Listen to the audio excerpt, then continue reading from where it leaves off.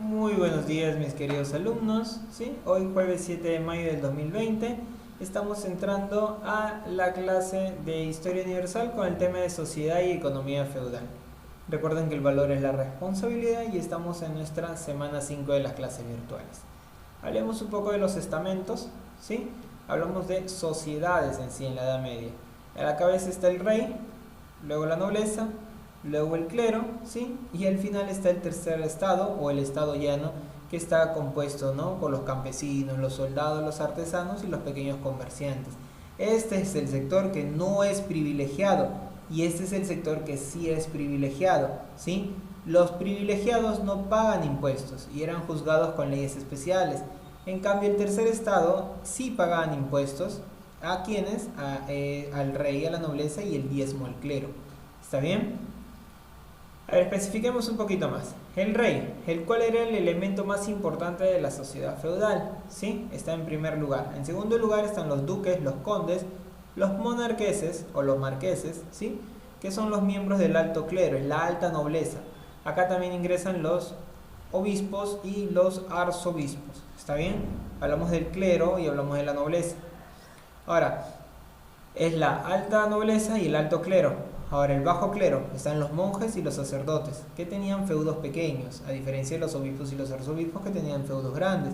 Acá también entraban los varones, no refiriéndonos a varón del sexo masculino, sino era un título, ¿sí? Los caballeros y los hidalgos, miembros de la baja nobleza. En cuarto lugar entran los campesinos libres o los villanos, ¿sí?, que en la clase anterior aclaramos que era un villano. Formaban gran parte de la población, vivían en las tierras de los señores, las tierras de los señores feudales, y trabajaban en ellas. Y al final están siervos de la tierra, los cuales estaban obligados a trabajar para el señor feudal de la tierra donde habían nacido durante toda su vida. Esto era de forma condenada, perpetua. Entonces vemos ya una mejor relación de estos estamentos, donde está el rey, está la nobleza y el clero, y está el tercer estado, el estado llano, que vendría a ser el punto 4 y el punto 5. Ahora, hoy hablaremos de la relación de servidumbre y la relación de vasallaje. ¿Está bien?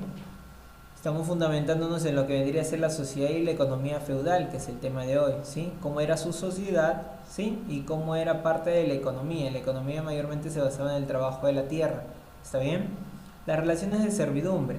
Como en cada periodo de la historia, en el seno de la sociedad se establecen formas de explotación económica en las cuales no solo se utilizan los recursos naturales, o sea, no solo se trabaja la tierra ni los animales, sino también se usan los recursos humanos, o sea, los trabajadores, en este caso los campesinos.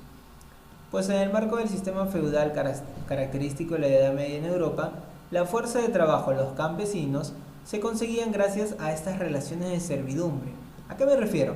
El señor feudal era premiado con tierras por parte del rey, pero él no trabajaba estas tierras, entonces necesitaba sí o sí establecer relaciones de servidumbre con gente que no tuviera territorio, que no tuviera tierras, no tuviera dónde vivir, no tuviera dónde trabajar. Acá es donde se dan estas relaciones de servidumbre. El poder estaba en manos de los señores feudales, que eran nobles que habían recibido del rey o de otro noble más poderoso un conjunto de tierras, llamadas feudo o señorío, en virtud de unas relaciones de vasallaje, ¿sí? Acá, discúlpeme, es en virtud de unas relaciones de vasallaje. ¿Qué hacía el señor feudal con las tierras que recibía? Pues las explotaba, ¿sí?, principalmente a través de la agricultura, pero no era él ni su familia quienes trabajaban la tierra, sino los campesinos que ellos contrataban. ¿Quiénes hacían el trabajo entonces? Lo que ya te había respondido, ¿no? El trabajo lo hacían los campesinos, que vivían dentro del señorío, quienes estaban obligados a ello. Esto se debía a que cuando el señor feudal recibía las tierras, recibía también derechos sobre sus habitantes. ¿Está bien? O sea, no solo buscaba personas que no tuvieran tierras, sino que al recibir un territorio y viviera quien viviera ahí, ya quedaba bajo su poder.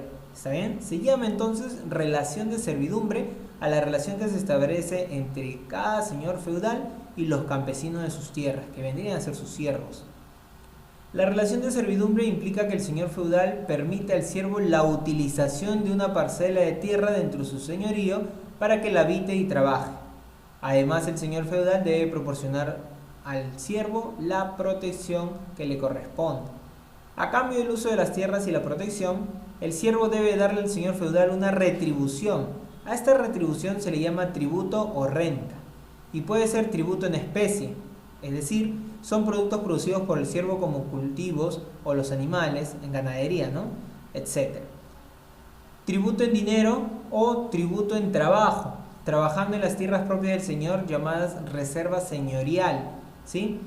Además de los tributos, el siervo está obligado a usar los molinos, puentes y hornos del señor feudal, por lo cual debe pagar un impuesto a su señor. Entonces vemos que el señor feudal se está beneficiando de todo esto, ¿sí? De formas bastante explotadoras, de formas bastante, aprovechándose de la ignorancia del pueblo, ¿no? El punto 3 que veríamos es la relación de vasallaje, que es muy diferente a la relación anterior de la cual te estuve hablando. Durante el feudalismo los nobles estaban ligados al rey a través de un pacto de fidelidad más conocido como vasallaje, y esto mayormente se da entre el señor feudal y el rey, ¿sí? El rey le daba tierras al noble a cambio de que éste le brinde ayuda militar y económica cuando el rey la necesite. El vasallaje se sellaba con una ceremonia ritualizada en la que el vasallo, o sea el noble, el señor feudal, besaba en la cara o en la boca a su señor y le juraba fidelidad y apoyo. A su vez, los nobles tenían vasallos, que eran nobles de menor rango y personas que trabajaban sus tierras. Estos últimos también juraban lealtad y fidelidad al señor. O sea, que aparte estos siervos también tenían que servir al rey, ¿sí? A ojos cerrados, sin poder escoger si lo hacían o no lo hacían. Para esta clase se te va a enviar una ficha en la cual vas a tener que leer un texto y poder desarrollar algunas preguntas que podrás hacerlas de la clase o del mismo texto del cual se te hizo partícipe, ¿sí? Espero que te encuentres muy bien, ¿sí? Cuídate mucho, te deseo éxitos y muchas bendiciones.